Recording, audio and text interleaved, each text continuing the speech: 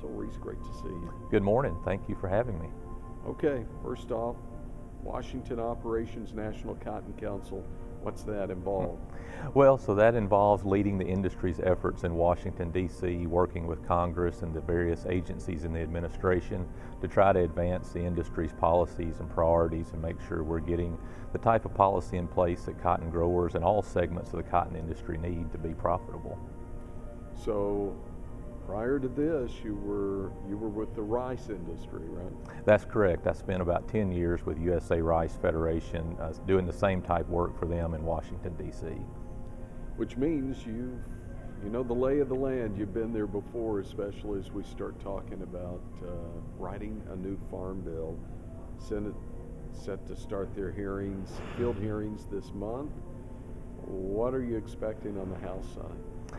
Well, I think on the House side, they will start, as I understand, subcommittee hearings relatively soon in D.C., and then some listening sessions, as they're calling them, around the country to gather feedback and input from all of the ag industry, and expect the Senate as well to conduct a number of field hearings also, leading up to hopefully getting a new farm bill in place by the time, or maybe even before, the current bill expires at the end of 2018. So we're working within the cotton industry to start putting together our specific priorities for the new farm bill. And obviously, as you know, given the policies for cotton in the 2014 farm bill and the significant changes that were made there, we are really now looking at trying to go back in another direction on this next farm bill to get the type of true price protection in place so that we can make sure growers have that economic stability. Yeah, that 2014 farm bill had some concessions in there from cotton, really driven by an outside factor known as Brazil and the World Trade Organization. Absolutely. That was as that long-running WTO challenge that Brazil brought was coming to a conclusion. To be able to successfully settle that case, it did require some significant concessions by the U.S. cotton industry in regards to policy in the last farm bill. But we're looking now, as you know, we've been looking for the last year and a half or more, trying to figure out a way to bring some policy stability to cotton growers in the interim here before we get to the new farm bill. And that push continues as well. We will be this year, now that we will have a new Secretary of Agriculture in place, hopefully relatively soon, we plan to go back and talk with him and his team about this idea of designating cottonseed as another oilseed. Of course, we attempted that about a year ago. Secretary Vilsack at the time felt like that was not something he could do, but as you know, that did result in a one-time cotton ginning cost share program, which was very beneficial and very much needed in the cotton industry at the time. But we still need something like the cottonseed provision in place, we believe, to bridge from where we are now until that new farm bill goes into place. Do you find when you're talking with members of Congress as well as those outside the industry, I'm sure, but do you find times where maybe they don't understand the difference between fiber and cottonseed and the value of the two separately? Absolutely. There is certainly a lag there, I think, in the understanding from, as you said, people on the Hill, but also our colleagues in other parts of the ag industry as well, and just not really having an appreciation for the value of the seed relative to the value of the fiber that comes off that same acre. And as you know, the value of the seed has been increasing in recent years. Obviously, fiber is still the majority of the value, but seed is important as well. And then you talk about cottonseed oil and the oilseed designation. So it can get a little complicated at times trying to make sure people correctly understand what we're actually trying to accomplish here. So obviously that designation of cottonseed as an other oilseed by the new secretary, when that happens, would be helpful, I guess, in the immediate.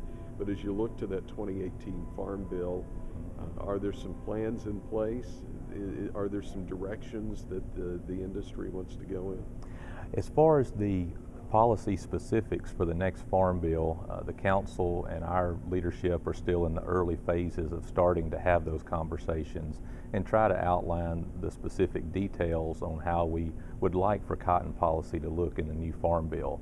And so that work will be ongoing internally, at the same time continuing to try to look for opportunities this year to pursue the cottonseed. And again, we will make that request again of the new Secretary of Ag, but we also want to be prepared if there's a legislative opportunity at some point this year to try to advance it through that means as well. That's just one of the challenges that the industry has really faced over the last few years.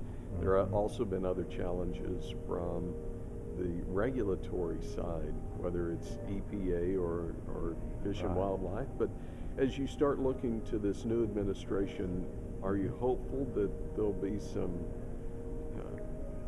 possibly easing of some of that? We are very optimistic about that. Obviously, it's still early. The EPA nominee for administrator has not been confirmed yet, but hopefully that will happen very soon.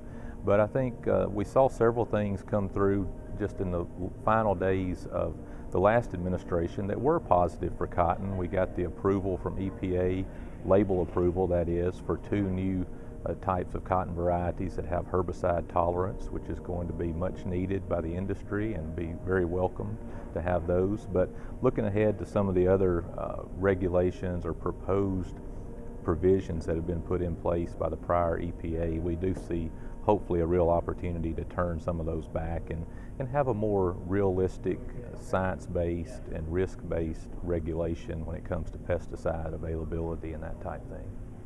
Well, speaking of the change in administration, the past administration getting to almost the finish line with a free trade agreement known as the Trans-Pacific Partnership, or TPP. That's been pulled by this administration. So the question becomes, what's ahead for trade, and what are some of the areas that cotton would really like to see trade agreements come as far as regional? Sure. On TPP, that was an agreement that frankly was not going to provide much new access for the cotton industry. The major countries that are a part of TPP, we already had very open access for raw cotton going into those markets. And actually on the textile side of TPP, it would have probably been a net negative for our domestic textile industry. So, not too upset that the TPP is not moving forward in its current form. As far as looking at negotiating new bilateral agreements, I think just kind of waiting to see which ones are at the top of the list for the new administration, how they prioritize those. But then also the discussion now around NAFTA and looking at updating or renewing NAFTA is something that we're watching very closely. As you know, Mexico, again, is a very important export market for cotton as well as yarn and other cotton products. And we have a very integrated supply chain on the textile side between the U.S., Mexico, and Central America. So we want to make sure that as NAFTA is being reviewed and possibly updated, nothing is done to upset that trade flow that we currently have. Yeah, we hear a lot about CAFTA, but how often do we sit down and talk about CAFTA DR, and has that been a positive? We think CAFTA has been a positive for the industry, and so far haven't heard much discussion from the new administration about reviewing or making changes to that agreement. So I don't know if that's on the horizon or not. And again, we talk China a lot, and China will probably be talked about even more. Right. There's another country, though, that has really stepped up in its use of U.S. cotton. That's Vietnam. Are there efforts to try to even increase more cotton into Vietnam as well? Absolutely. Vietnam has come on as an extremely important export customer, and as you know, Cotton Council International, which is the segment of the industry that does all of our export promotion and market development work, is doing a lot of activities in Vietnam and that entire region, and really trying to grow the amount of U.S. cotton that we see going into those markets. Going forward for cotton producers in 2017, especially with the potential of field hearings coming up, what's your suggestion for producers Do they need to get involved, and if so, how? Absolutely, we certainly need producer involvement, and just encourage them, whether it's a field hearing that's being held or a local town hall with their elected congressman or senator. Go out and meet that individual and their staff. Let them know about your personal situation, the challenges that you're facing on the farm, what are the concerns, whether it be regulatory or other policy needs. And so the more voices we have out there carrying this message, I think is just going to help us all be successful in hopefully getting the right, best policy we can long term for the cotton industry. Reece, great to see you. Wish you the best, especially as you jump off with the new administration. All the best. Thank you, Tony. Again, Reece Langley is the head of Washington operations for the National Cotton Council and joins us on today's Ag